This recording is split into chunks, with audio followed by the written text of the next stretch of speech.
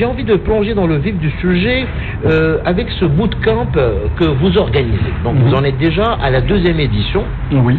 Et ce bootcamp, tout simplement appelé donc Énergie et Talent, donc qui sont à la 2e édition des Odyssées régionales de l'entrepreneuriat, l'ORE. L'ORE. C'est quoi l'ORE? L'ORE, c'est, pour rendre à César ce qui appartient à César, c'est une initiative qui a commencé avec une idée d'une personne, d'une institution, le Centre régional d'investissement de Bni Mellal Khnefra, et qu'on avait discuté. Au début, c'était vraiment une idée embryonnaire qui a maintenant trouvé son âme, qui a maintenant trouvé sa forme et qui a pris vraiment forme au niveau régional, et qu'on voudrait idéalement on va dire renforcer en visibilité même au niveau national, pourquoi pas. Et donc les Odyssées régionales de l'entrepreneuriat fait partie d'une initiative régionale où on a bien évidemment le Centre régional d'investissement, l'Université Sultan Moulay Slimane et l'OFPPT de Bni Mellal Khnefra.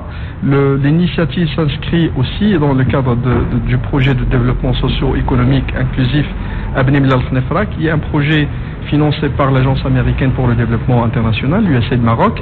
Et là, donc, on l'a commencé l'année dernière. Et l'idée, principalement, c'est d'inculquer cette culture d'entrepreneuriat, surtout chez les jeunes. Et maintenant, sincèrement, je suis ravi et très heureux d'annoncer qu'on a développé l'idée au-delà des Odyssées, on va dire régionales, un peu génériques, et on va y insérer d'autres populations cibles, vu que le projet et notre collaboration avec le CIRI et les autres institutions s'inscrit réellement dans une optique d'inclusion, donc d'un développement socio-économique ouvert et inclusif.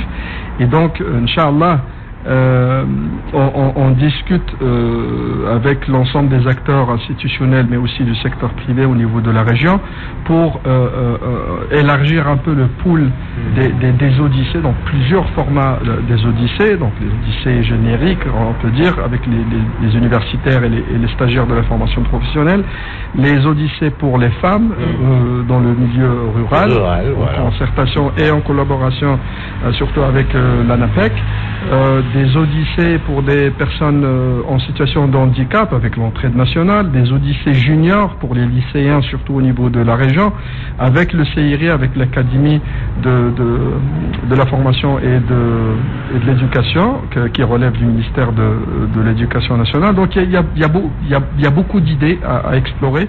Moi je dis bravo, parce que vous avez quand même impliqué des organismes publics.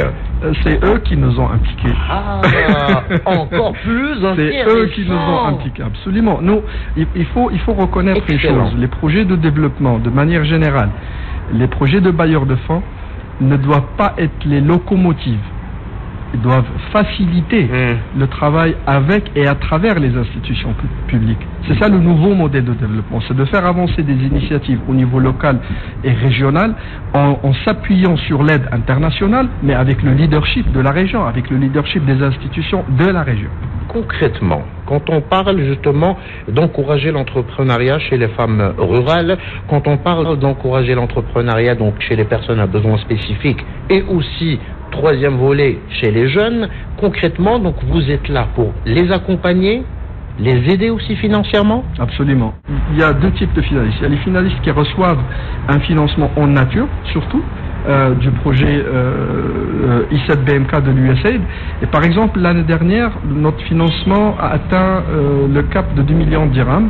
Et cette année, on envisage en faire plus, au minimum 3 millions de dirhams. Il va y avoir d'autres compétitions, comme on a dit, donc pour les femmes rurales, pour les personnes en situation de handicap et pour les jeunes. Mais... Donc quand même, hein, donc là, j'ai les chiffres en face de moi et c'est quand même assez impressionnant, parce que on a quand même 5 provinces qui sont concernées par ce projet. On a 25 établissements d'enseignement qui sont impliqués, plus de 600 personnes inscrites à donc 49 candidats qualifiés. Il y a quand même des workshops que vous organisez, des journées de pitch, de sensibilisation. Comment justement bénéficier de tout ça pour les prochaines éditions? Il faut s'inscrire. Et l'inscription, c'est vraiment... Qu'est-ce qu'il faut tapoter? Où est-ce qu'il faut aller pour s'inscrire? Il faut aller, il y a le site web www.ore.ma, donc le site qui a été lancé par le Centre régional ORE pour les Odyssées régionales de l'entrepreneuriat. Absolument.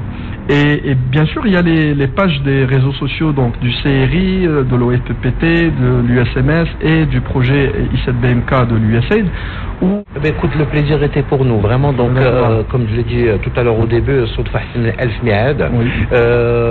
belle rencontre avec Younes Tihm, donc docteur Younes Tihm, je le rappelle, hein, donc, qui est derrière cette deuxième édition des Odyssées régionales de l'entrepreneuriat. Donc, le but, tout simplement, inculquer, encourager l'entrepreneuriat chez trois profils: femmes rurales, personnes à besoins spécifiques, et inculquer cette culture chez les jeunes. Absolument. Les lycéens, bien sûr, on les met dans le bain, et les autres plus âgés, on les accompagne pour concrétiser leurs rêves.